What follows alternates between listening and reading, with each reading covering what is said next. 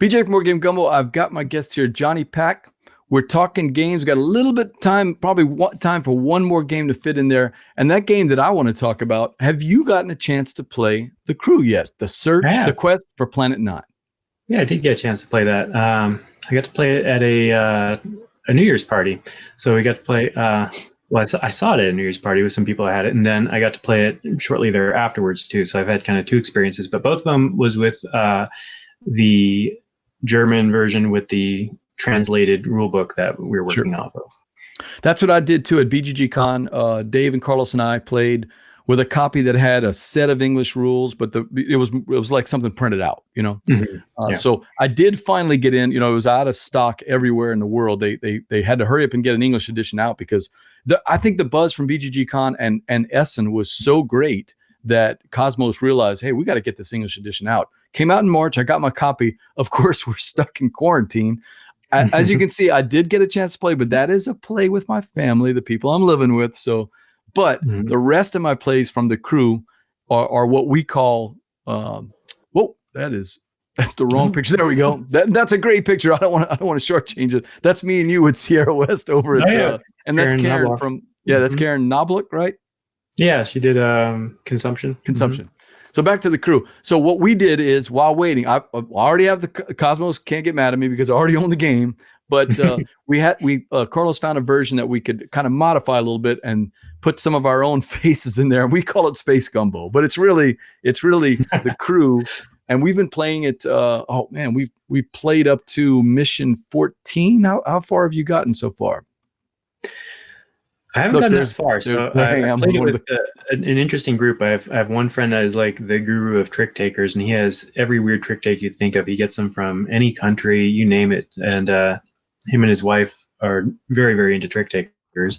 Then I played with a couple other people one of them who hadn't played trick taker, and then somebody else who had. So it was kind of that mixed thing where you got the savvy players a little bit teaching and quarterbacking a little bit around it, but we still had a good time figuring out the methodology of sorting out some of these puzzles and even talking through it a little bit. Like, if you take it, then I won't take it. If this is out there, then you can't possibly play a trump, right? So figuring out those little puzzles was fun. And then I think it would take me like a serious, get a hardcore group and actually see how far you can go along the path that way. People are everybody that I've introduced this to has just raved and just loved this game. What is the attraction? What do you think? What makes this game so special? I'm not, I scratched my head a little bit about that because I think it's a good game, and I think it's doing something neat with trick taking that hasn't been done before. And we look at something else that's kind of an evergreen, might be like Niet, where it's like, yeah, it's a trick taker, but it has this other mechanic, this other things happening that makes it really special. And I think this game's in that. And given that co-op games are a fun thing, it's a small co-op game too, because you sometimes think of these big legacy ones and you think about something like Hanabi, perhaps, that it has a small footprint.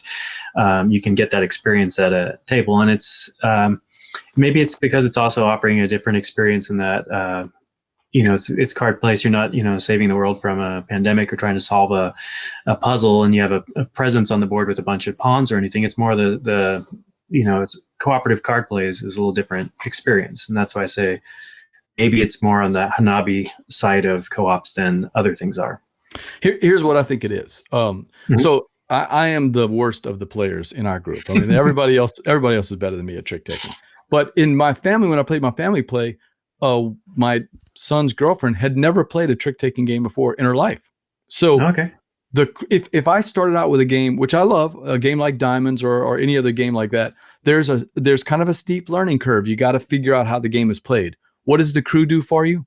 Right out of the box, it teaches you how to play a trick-taking game, one element at a time. It's ingenious the way, I think his name is Thomas Sang, if I remember right. It's ingenious the designer just keeps introducing elements that help you to get better and better at the trick-taking games. That's number one.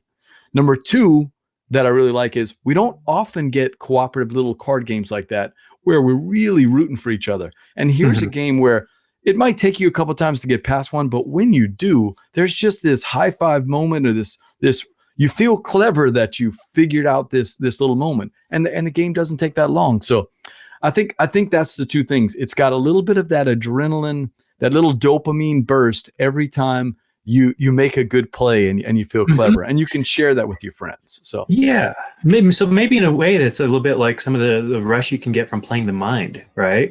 And so you get those. Each round is pretty short, but then you get these moments where the Hail Mary play or some crazy thing happens and everybody gets excited. So there could be that too. Definitely. Hot take: the Gumbo crew is not big fans of the mind. We've been playing the crew with Alex from Alex Goldsmith from the Dukes of Dice, and he loves the mind. It was his top 2 game of the year that year, and we keep picking on him that, hey, this is just like the mind, except it's fun. So and again, we're joking because the mind is a good experience, but if given the choice between the two, I would play the crew over the mind.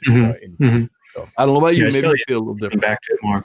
What's that? Yeah, I think you could probably come back to the crew more because it's got that leveling up thing over and over. And some, I don't know. I don't play a lot of video games, but there's old video games where you just play the level over and over, and it just gets faster and faster and harder. And the mind is kind of like that, where it ramps up to the point where it gets really hard really quick. And with something like the old game like Lemmings or something, which is kind of like where they introduce one rule at a time, you end up getting addicted and playing all day because it's bringing it on at a pace, and there's headroom to keep exploring, and it's doable even at those more difficult levels. I think you're right, and that's the crew. You can find it out there now from KOSMOS Games, and hey, it's not expensive. It's easy to teach and it's easy to play. I love it. It's one of my games of the year. The crew from KOSMOS Games.